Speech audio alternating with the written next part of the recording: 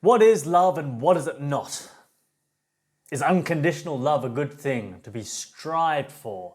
Or is unconditional love pure fucking evil and an impossible notion, a ridiculous concept that doesn't even exist? Love is not talking about it. It's not saying, I love you, I love everyone, I have love for the world, love is all there is. That's not love. That's merely talking about love and getting it wrong. Love is a doing. It is action. It is care. It is demonstrable actions that are real love. The feeling without the action means it's not love. If you say you love someone, then demonstrate through actions that you don't, then you don't. It's like when someone feels and they say they love their partner, but then they beat them or they cheat on them or they take all these actions that are just in pure contradiction to what the concept of love actually is about. And it just shows me that hardly anyone has any real idea what love is, and it's not actually a complicated thing compared to sovereignty, for example, or even wisdom. Love it's a pretty basic fucking thing when you think about it, and I explain that here. But so many people get it wrong. And I'm not a man to talk about love. I don't talk about love because it's not something you talk about. You can talk about it, sure, but it's something you do. It's a doing, it's not a speaking about. Obviously, yes, you can speak about it. Most of the time when people speak about it, they just get it wrong. It's like when they talk about capitalism or anarchy or the concept of God or whatever, people just get shit wrong. If you say you love the world but do nothing to change it, you don't love the world, right? You get all these hippies that talk about love, unconditional love, and that's all their YouTube channels are about. Then you get someone like me who never talks about love, but I'm bringing out solutions for talking about capitalism, privatization, anarchy, reincarnation, soul trap, about mind mastery programs. Never fucking do I ever mention love because it doesn't need to be mentioned. I really want to attack the concept of unconditional love because I fucking despise it. I hate that because I hate all things which are evil. Not with an obsessive passion that, I'll fucking hang on to that and be attached to it like after I die and be so fucking attached to the concepts that I hate and despise that I'll be stuck in as a ghost or need to be reincarnated. No, it's like, well, I'm alive here. I'm going to have passion. I'm going to have biases. I'm going to fucking hate what I hate and love what I love and be a really strong, passionate character. But when it comes time to leaving this world, boom, okay, whatever, it's gone. I can drop that. And if I can't, well, that's something I need to work on until I get there because I don't want to be attached. If you say you love children, but then bring them into this nightmare world, I don't think that's love. That's not love. If you make a mistake, you have kids, and then afterwards, like, oh, fuck, I really didn't think this through. I didn't realize how messed up the world is. Okay, I get that. But then true love is to look after your kids to the best of your abilities. And I know that's not fucking easy. That's hard work. It's probably, I don't know if it's the hardest work you can possibly do. Maybe waking people up is even harder. Maybe the next hardest thing after that is looking after kids properly as you really should. My goodness, what a job. I don't have kids, but I get that. Love is trying to wake up your friends who are zombies. It's trying to help others and look out for their best interests, even when they have no idea what their best interests are, and when they smack you in the face and reject you. Heard Mark Passio say once, it's like someone who's handcuffed, which is most of humanity, and they're handcuffed and you're putting the key into their hand. You're like, please, here's the key, unlock yourself. And they're just throwing it onto the ground and smacking your hand. Well, they can't really, but they're just whacking you because they're handcuffed like that. And then you pick it up and you put it in their hands again. But obviously there's only so many times you can do that before it's a dishonor and disrespect of yourself. It's a spitting on yourself of, yeah, I said dishonor. I'm like, what's another word that means to dishonor yourself? Because obviously you should try, but when they show they aren't interested in being helped, you should stop. Otherwise it's a lack of love. It's a lack of love, respect, integrity for yourself.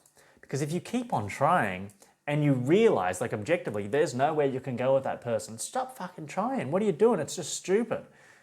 That's a definition of insanity. Trying to do the same thing over and over again and expecting different results. So sometimes that actually does work. Like say with computers or technology, you try things once and it doesn't work, you do the exact same thing and then it works again. But with people in that context, I'm sure you understand. Love is putting out content. It's educating people and promoting content and concepts about everything which is anti-love. like religion, chemtrails, governments, police, etc. Everything that hates love and tries to destroy the world, the cabal. Love is fighting against evil in whatever way it reasonably can. It's not passively standing there like the Jesus worshippers in Christianity.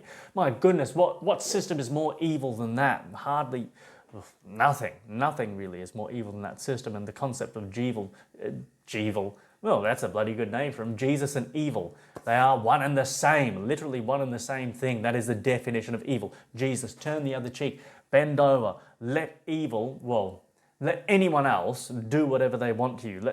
Just let yourself be raped and then give them your jacket too. I made a whole video about Jesus. What a disgusting prick. Okay, moving on. All right, so love is fighting against evil whatever way it reasonably can. Love is to point blank refuse to submit to evil, because what is evil if not the destruction of love? What is love if not respect, freedom, care, order, reason, and equity? And some people, I haven't got this written down here, but would say to me, you got to respect other people's religions. Just because you don't agree with it doesn't mean you're right. Other people say Jesus is true or whatever other stupid thing is true. It's like, no, I don't respect insane ideas. Simply put, no, I don't respect it when people are harboring incorrect, false, dangerous ideas in their mind. I have no respect for that. If someone is gay, and I think that's disgusting, but I'd feel no ill will towards them. I'd still be friends with them. I wouldn't view them any differently. It's like, oh, it's disgusting. It's like if someone wanted to eat poo, like shit. Like, oh, dude, that's disgusting, but are we still mates? Yeah, well, as long as everything else is good about you and you don't try and make me eat shit or eat shit in front of me. You can be gay or you can be trans, you can be a cross-dresser or anything else, which I personally think, yeah, I'm not into that. But it's not harming anyone. It's not dangerous. It's not forcing me to change. You like midget porn or something, weird to me, but not weird to you. That's totally fine. No problem with that. But when it's a dangerous idea, the worship of evil, I have no respect for that. And it's like, if someone wants to be gay, it's not even that I respect that. Like, I respect them, not because of that decision to be gay or to do something I don't like, but it's just I respect them as a man or a woman who I appreciate all these other characteristics about them. It's even like, it's just an acceptance or an acknowledgement. Okay, you're gay. Okay, whatever. I don't really care. Do I respect that? Well, why would I respect that? I only respect things which I approve of. And it's like if someone is a really good mathematician, oh, I'd respect that. Or it's like a characteristic that I can appreciate, even if it's in someone bloody evil. It's like Daniel Andrews. In a way, I can respect his ability to lie just so proficiently. It's like, well, now I can respect that. Does it mean I respect him? No. So it's like, yeah, that's a fascinating concept. Respect, this is just flowing right now. You can respect something about someone. So maybe let's say Hitler, right? And forget everything about Hitler, but just consider his ability to talk so well and hold his speeches. Oh, you can absolutely respect that. No matter what else you think about him, poof, you respect that. But you could have a friend who is gay, for instance, and you're like, oh, I don't respect that part of him, but I respect everything else. It's just an interesting thing. It's like I totally don't respect people's views who believe in the validity of religion, who believe in unconditional love, that we are all one, that humility is a virtue, that government and police and whatever else. It's like I have no respect for that at all. I might respect other aspects of their beings, but I don't respect that, because the fundamental respect needs to be for life. Actually, no, beyond even that, that comes into rights as well, is the respect of another being's ability to feel pain and to essentially vouch to never torture. Because we eat animals, we eat plants, things eat people, and it's like, well, to exist in this world is an act of consumption. Therefore, in a way, we do have a right to trick the fish with the hook and the worm on it, to then fish it and then catch it and then eat it. We've got a right because we need to survive, but do we have a right to torture that fish? Do we have a right to torture the pig that we're hunting? Does anyone have a right to torture anything else? No, you don't have a right. That's what I'm talking about, love here and respect. what is love if not that respect of life? Well, you could just make another whole video about the concept of respect. That's a fascinating one because it is uniquely different. But I'm viewing love here as an integration, a conglomeration of these different things of respect, freedom, care, order, reason, equity. Oh, and there's lots of detail in each of those specific topics. Each of those things you could write books about. So love is not just a feeling. That's just the way love feels, not what it is in its totality. It's just a part of it. That's just its feeling. It's like, well, what is happiness? Oh, it's the way I feel. But what makes happiness? What actually is it in contrast to unhappiness? How's happiness different to content and satisfaction and just a dopamine spike? Ooh, there's so many different variances here. Love is that which cares about oneself and others. It is to promote life, to stand firm for the golden rule of equity and not budge an inch, to treat others as you wish to be treated. Love fights for what is right. Love does not submit. Love opposes what is wrong, kills what should be killed, destroys that which should be destroyed. When people are like, oh, Jesus is all about love, it's like, it's all about fucking getting every one of his followers killed. I don't believe in that story. I think it's literally just none of it happened. It's just a fantasy story, just a mind control program. That's it. It wouldn't even care even if it did happen. It doesn't matter. It doesn't matter. It's just a terrible story to trick people in to believing false narratives about all these concepts, about humility, about pride, about self-respect, about what love is. And they're just they have no idea about anything, and then they're just a lamb led to the slaughter, and they want to become a lamb led to the slaughter, led by their shepherd Jesus. He's the shepherd. I'll be the lamb. It's just programming for the farmers, training the farm animals to be docile, meek creatures who don't fight back when they're in the slaughterhouse. Oh, I like that. So, yeah, everything that Jesus did was none of it was about love. None of it was about love. It was all about death and consumption and eating and suffering and torture and pinned to a cross. And I don't want to make this about Jesus. Let's stop talking about that.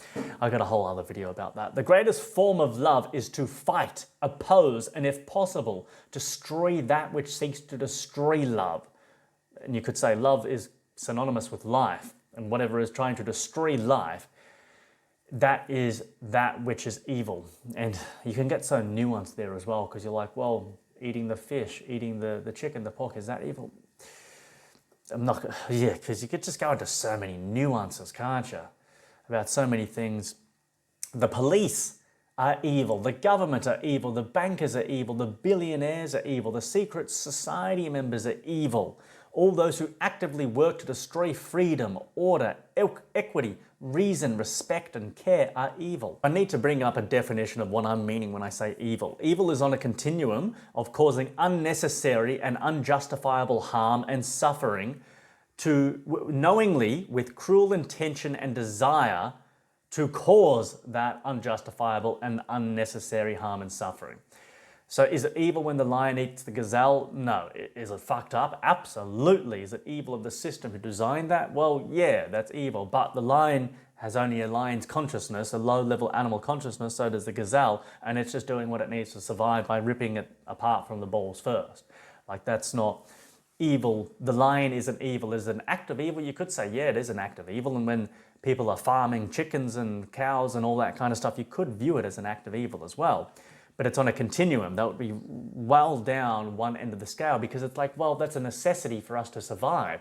This realm requires an act of consumption to survive, right? But then when you go into proper levels of evil, right up that continuum, into the realm I would call actual evil then, is using intelligence and empathy. Oh, that's like, yeah, another level. That's like true evil is when a being has intelligence to fully know what it's doing, right? And has empathy to understand how it's wrong, but then still decides to cause suffering and to torture and to be cruel with the intention and the desire to witness and experience that suffering in something else.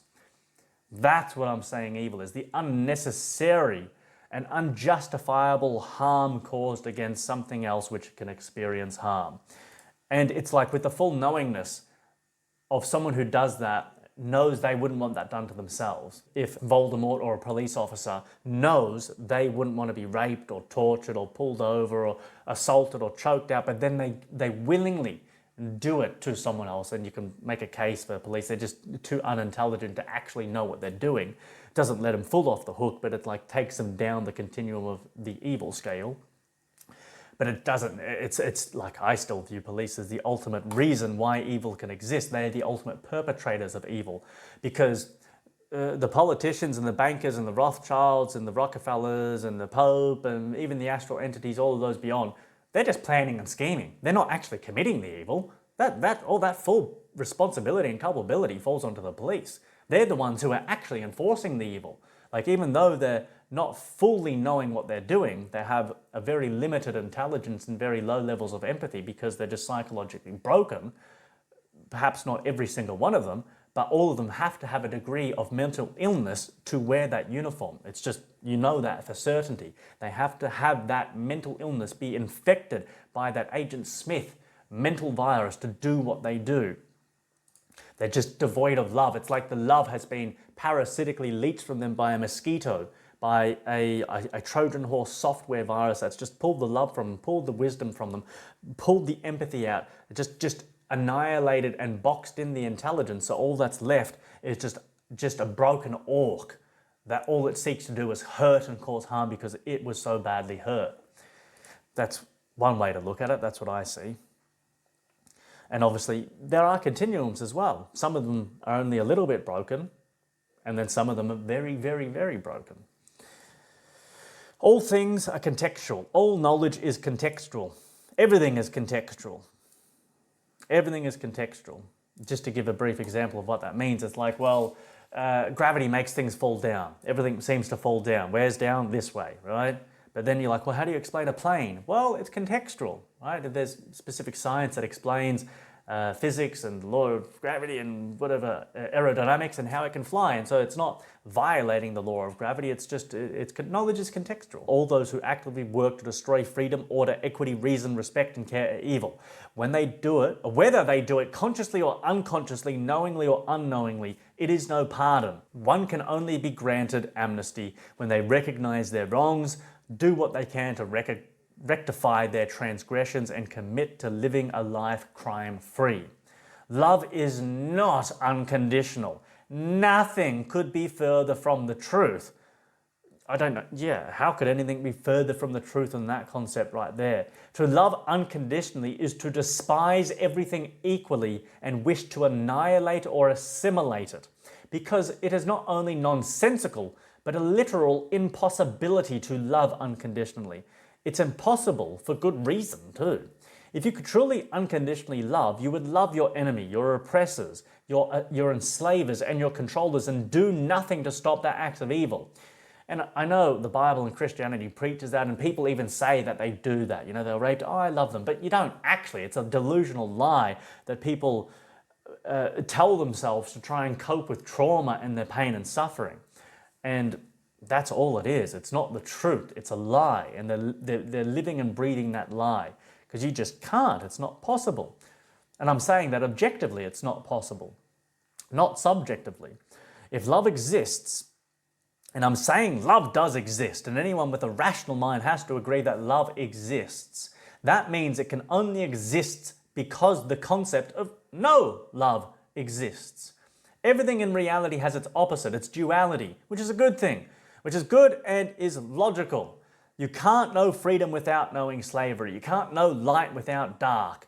Ad infinitum, meaning you could say up and down, left and right, west and south, and you can have all these things. You gotta know solid to know not solid. You get that point. That's pretty simple.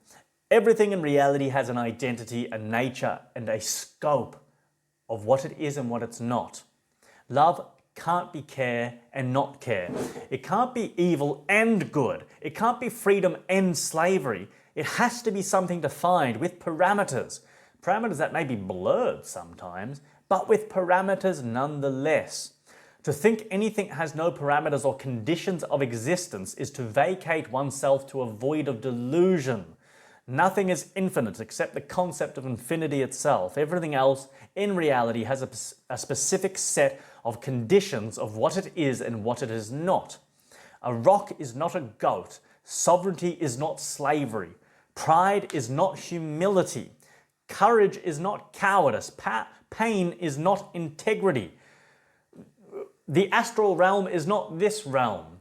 The matrix simulation that's possibly lying in wait and being developed that's below this realm is not this realm. The void or the highest pleroma or wherever that we actually come from, the true highest spiritual realm of existence, is not here. They are uniquely somewhere different. You could argue that all of existence is inside that box, the pleroma, all of existence. Yes, and that would be true. But it's still uniquely different. They have different natures and different identities and can be experienced and perceived differently. They are unique. Everything has an identity. Everything has a nature. Everything is what it is because of what it is, of what its nature defines it to be, which is limited and specific.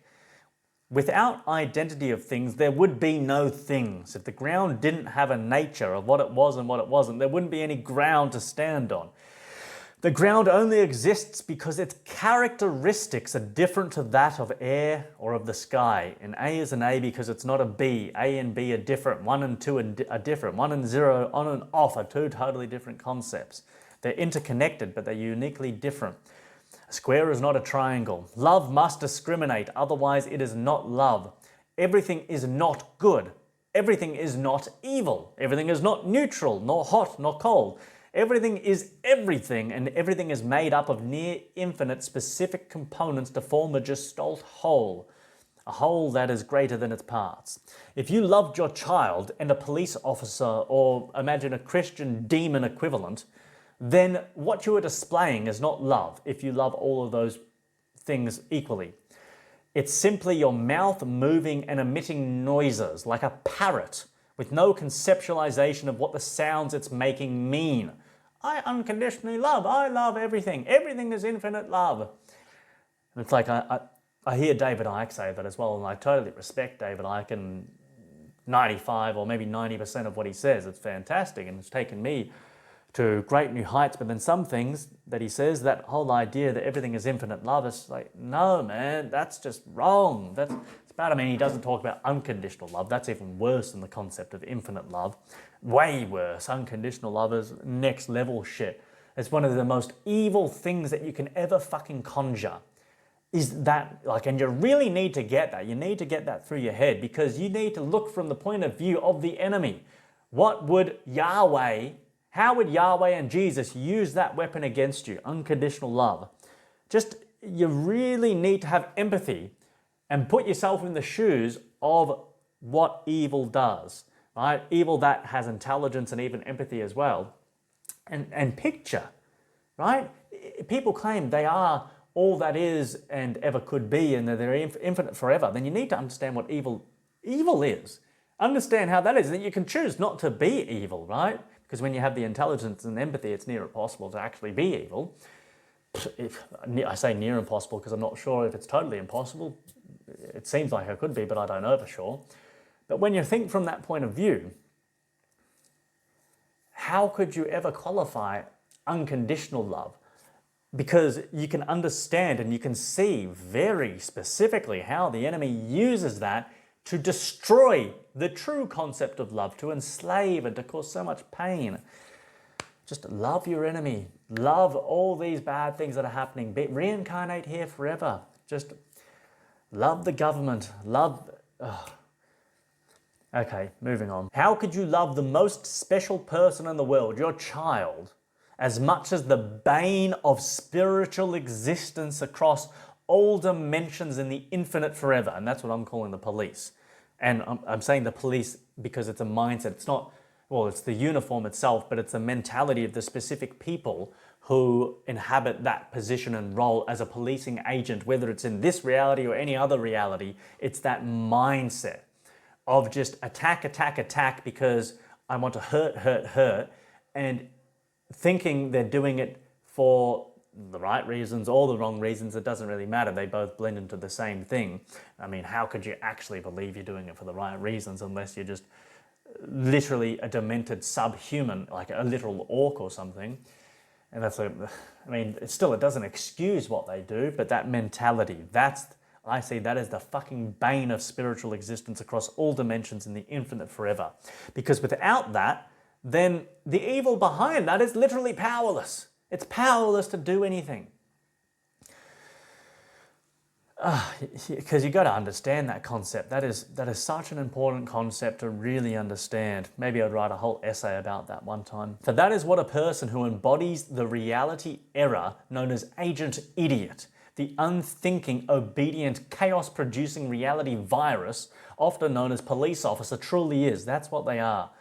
I really like that. They're fucking agent idiots, unthinking, autonomous drones, obedient, chaos-producing reality virus fucking plagues. How could love, the highest appreciation of the goodness of life, equally value the very thing which sought to bring its ultimate ruin? It's nonsensical. It's a contradiction. When you find contradictions in reality, you've made an error. You've done something wrong. Have pride, be proud, have the courage to admit, oh shit, I fucked up, right? And that's if in 6 months or 1 year or however long, if tomorrow I look back at what I've said today and I go, oh fuck, actually I was wrong about that. I'll apologize, maybe not to you or whoever, but well, if an apology is necessary, I'll rectify my mistake. I say, oh fuck, made a mistake, let me fix that. I was wrong about the unconditional love thing or this or that. But I know I'm not at this point. I say I know I'm not, but if that was to happen in the future and I make a mistake about something, I will correct that. Again, how could love, which is the highest appreciation of the goodness of life, equally value the very thing which is its antipodal, opposite? The thing which seeks to destroy it. Love cannot love that. Love not only must be conditional, it objectively is, no matter what anyone thinks or tries to argue. Love is the appreciation, the gratitude, the thanks of that which is beneficial, welcomed, asked for, and wanted. It is the acknowledgement of the good that exists and is a nod of approval. The nod of approval to the father who buys you your first car. Actually, no, not who buys you your first car, but who helps you buy your first car. I think that's a deeper sense of love there, or helps you fix your car.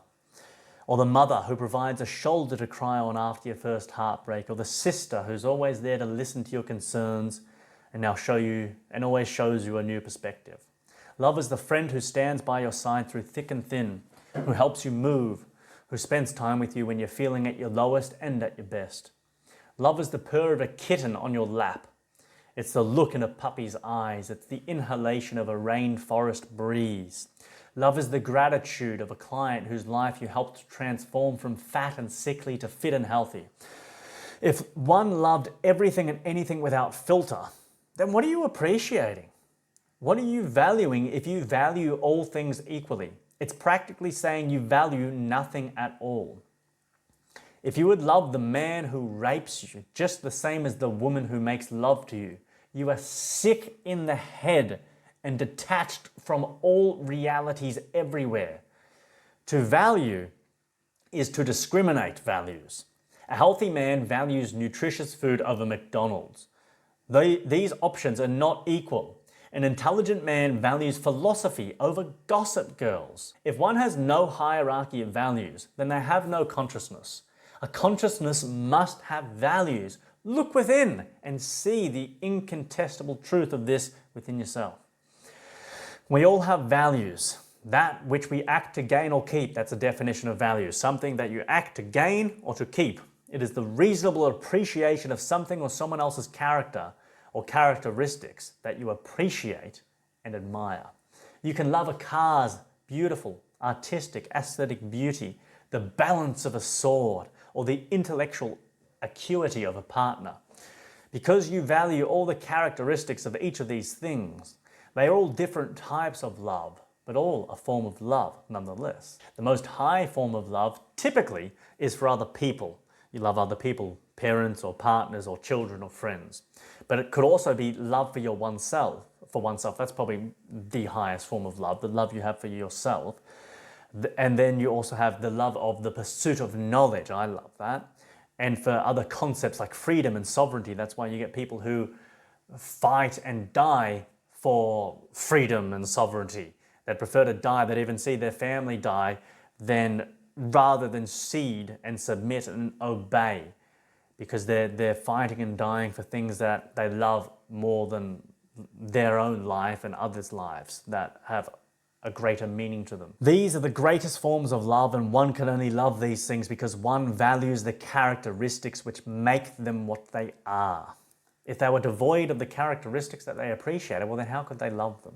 How could one unconditionally love a cop, a rapist, or mass murderer?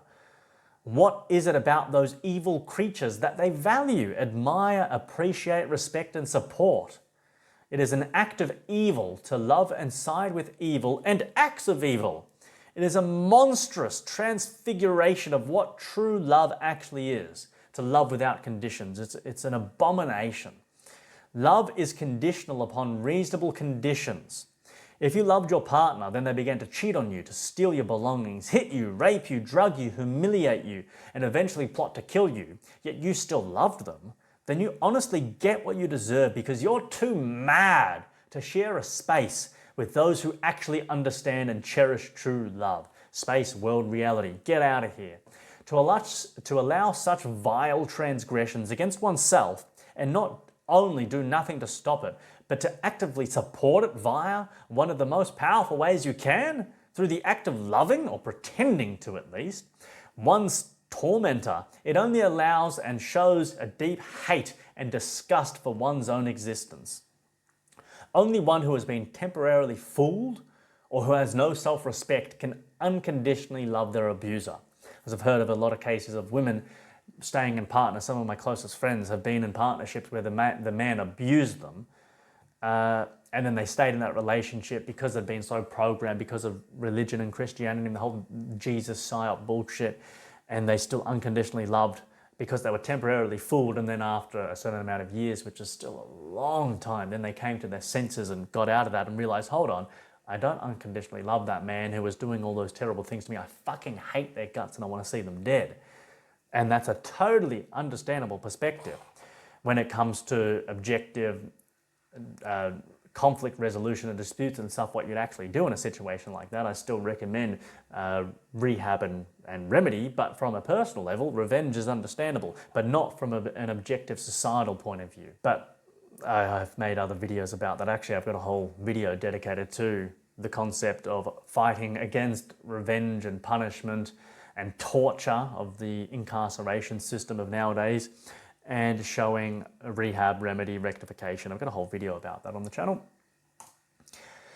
The appropriate, accurate, and healthy response in that situation is to destroy or stop the evil in its tracks through force or via rehab or by removing oneself from the situation. Anything less is an act of evil, as it is evil to allow and commit atrocities against the self. Spirit does not deserve that. You do not deserve that unless it is what you wish and work towards through your choice to abdicate reason for the impotence of faith.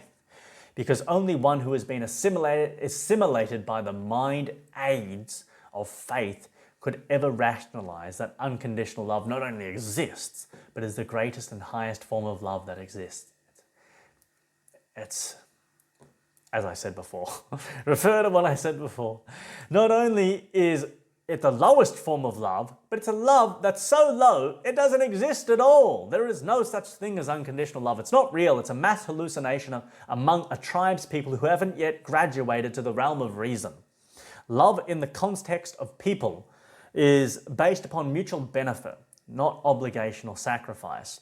Love does because love wants, not because love needs or has to.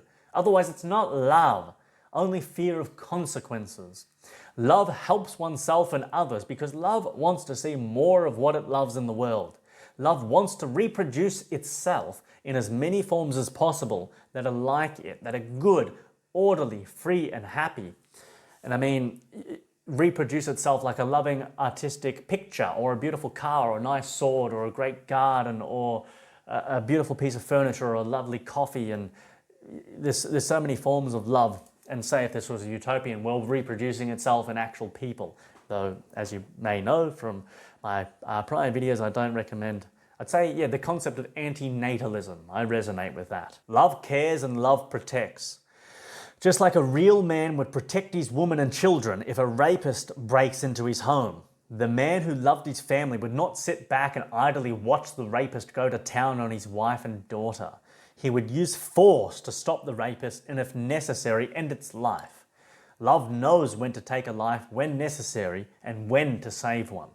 If love were to see a cop, politician, or other heinous, parasitical entity in a car crash, love would not stop to help.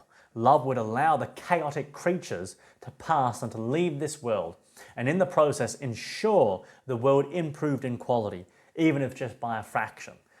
That's not really a fractional improvement, that's a ginormous improvement when there's one less bloody demon roaming the streets pretending to be a requirement for our survival. Get rid of all the demons. Many make this mistake and falsely assume love would stop and help the criminal who cannot be redeemed by calling an ambulance or performing CPR. On a stranger, yes, of course, that's what love would do, because one cannot know the quality of the character they had stumbled across in a car crash on the side of the road when there's no one else around. But when one wears the uniform of hell itself and is unmistakably an enemy of love and all that is good, righteous, and rational, then love would leave the evil thing to die in peace. I don't even view it really as an act of love to help a stranger, but it's more just an act of respect for life and of selfish values, to value order, peace, and prosperity. Like if I saw someone who'd crashed on the side of the road, I'd help them. I have done that in the past, actually. I've seen people injured. Oh, this dude fell off a motorbike and the fucking side of his leg, like you could put, not a watermelon, but maybe like 3 oranges in there. The chunk missing out of his leg was that big. And yeah, I stopped to help. I didn't know the dude. He could have been a cop for all I know, but I didn't know. He wasn't wearing the uniform. I didn't know it was Daniel Andrews or whoever else. So it's like, well, I don't know. I'm going to innocent until proven guilty, essentially. But when they're wearing that uniform, or you know their face, and that they are an icon of evil, that is proven guilty. Die. You deserve fucking death. And when I say death, I'm not saying burn in hell for eternity. I'm just saying leave this world, go somewhere else. Leave us in peace. That's what I mean. So I didn't pull over to help that man because I loved him. Maybe you could argue that it was a love of life, but even then that's a hard push. It wasn't love, it was just selfish self-respect. There was an act of selfishness to do that because I'd want someone else to do that for me. And if you don't understand the concept of selfishness, well, you need to study that because that's something that's been inverted and is totally backwards. Because yeah, it is a selfish act to jump in front of a bullet for someone you love. It is selfish to help someone who's been hit by a car on the side of the street. It's selfish to help someone who's drowning. If you don't understand that, you need to understand that because it's selfish and selfless have been inverted, just like everything bloody else. It's a sign of respect to do good when you can for those who you choose to help. At no sacrifice to yourself, of course. If you've got to jump in to help someone who's drowning and then you drown yourself, that's fucking stupid. You don't do that. You don't help a stranger who is drowning because you love them. They're a stranger, you don't know them, but it's out of respect. I tend to argue that you don't help strangers because of love, but because of care, order, peace, respect, and equity, because that's things I value. To treat others as you wish to treat yourself. Would I want someone else to help me if I was in that same position? Yes. Therefore, I'm acting in alignment with my philosophy, of the way I see the world. I want more of my philosophy in the world, not less. So I need to act in accordance with my values. Love is the desire to have values and acting in the interests of those values. Oh, damn, that's so good. I need to write that one down right now. Love is the desire to have values and to act in the interest of those values. It's like if you love your car, it's to look after your car. If you have a beautiful knife, it's to oil that thing and to get the rust off and to look after it. A child, a friend, a partner, your parents, it's like to show you care. It's like the desire to have values and to act in the interests of those values. Damn, I love that one. That could almost be considered a definition of love. Yeah, that one's so good that actually needs to go down the bottom with my other big definition that I'm saving for the end. That's really bloody good. That I like a lot, that pulls everything together. Love is more special than just a simple respect for life and to not wish undue suffering upon consciousness. Love is more than just that. It's a higher form of appreciation that comes from intimately knowing something, whether it's your laptop, a game you play, a TV show, or a friend. You can only really love something that you know and know well. And you can only really love something or someone when you have things to contrast against. You love a great meal in comparison to plastic junk food at McDonald's. You love a great partner compared to a cheating backstabber. You love a trustworthy friend compared to a gossiping drama queen. You love a Ferrari compared to a Toyota Corolla. You only love the peace and quiet when you've experienced the chaotic noise of barking dogs, blaring sirens, and crying babies. Whatever you love, you only love it because you understand what it means for something like it to exist, which is not it, whether human or inanimate object, or conceptual. Love and wisdom does not wish for even orcs, and I'm calling here orcs those things which are enemies of humanity or spirit, enemies of everything that are good. Like in Lord of the Rings, the orcs are tortured, twisted elves, I think, that have just been broken. Orcs, they're just subhuman, they're not men anymore, they're broken, they're persons, legal fictions, to experience more suffering than necessary. Love does not torture, but love can kill. Love does kill.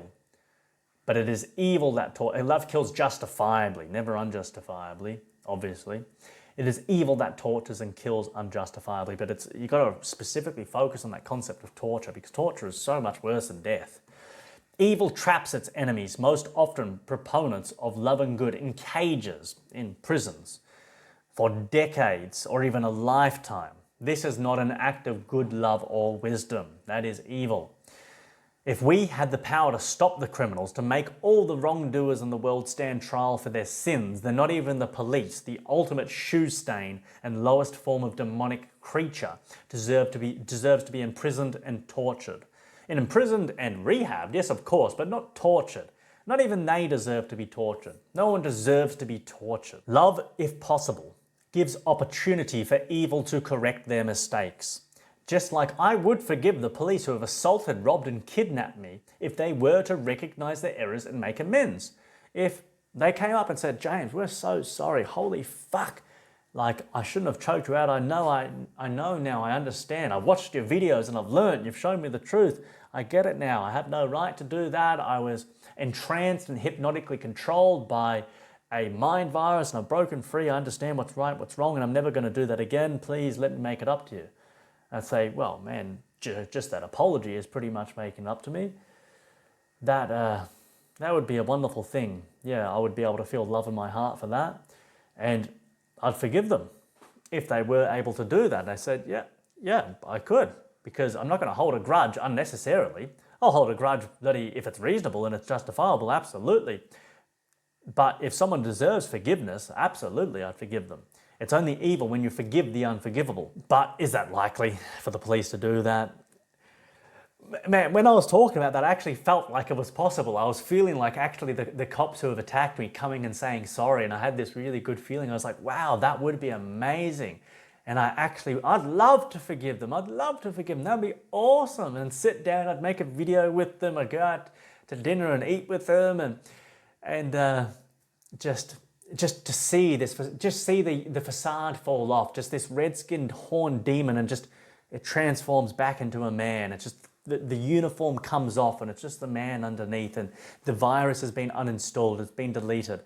That would be amazing. But while they have that uniform on, while they are the red-skinned demon, that's what they are, that's their nature, that's their identity. How likely is it for them to change and to become normal and reasonable and all that good stuff? Yeah, it's not likely. Is it possible? I don't know. It's probably not even possible, but that's something I'd very much like to be wrong about. Love does not forgive the unforgivable. Love only forgives that which deserves to be forgiven. One only deserves to be forgiven if they realize their mistakes, correct them, and don't repeat them. It's like, I've done some bad stuff, and I realized my mistake. I was young, I was a kid, I didn't know what I was doing. Did I think it was right? No, I knew it was wrong. Did I have empathy and understand the pain I was causing? Yeah, I did. Would I do it again? No, absolutely not. Do I recognize my mistakes? Yes. So it's like I realize my mistakes, I've corrected them, and I will not repeat them. Love is conditional upon one's reason. An unreasonable mind is not a human mind, but an incomplete android and cannot love. Just like if we programmed an android to love everything equally, we would think it's mad and doesn't truly understand the concept. I look at these anti-intellectual hippies and I think they're mad. Love does not show clemency for the unredeemable, only extinction. That's what love should do. Cause the evil which wishes to destroy it, cause that evil to go extinct, to exterminate it, to annihilate it, to destroy it. Just like you would hit the delete button on a Trojan horse virus on your computer. A man who cared for the health and functionality of his laptop would not allow a rogue virus to run rampant through its operating system, affecting it and his use of it. It's nonsensical to believe that he will allow a computer virus to continue to exist because he felt everything has equal value and all has a right to exist. Only the madness of a mind virus could twist someone's mind into saying something so illogical and anti-love. Just imagine a hippie actually believing that all things deserve love unconditionally. Even the group of humanity who wish to eradicate everything, to assimilate all life into a hive-minded collective monstrosity.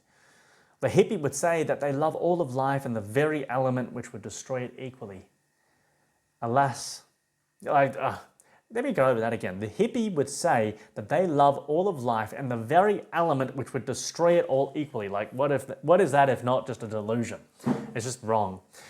But alas, as Dumbledore says, I understand we all make mistakes. The purpose of my talk here is not to belittle the unconditionally loving hippie. It is a little bit, but it's not the ultimate purpose.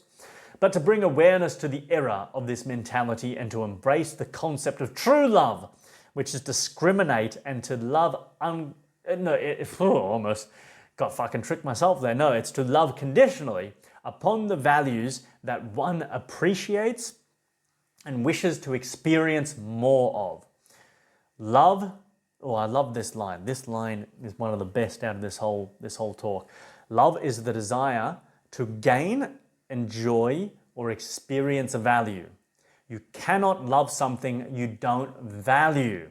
And if you are valuing evil, how could you not be a supporter or actor of evil?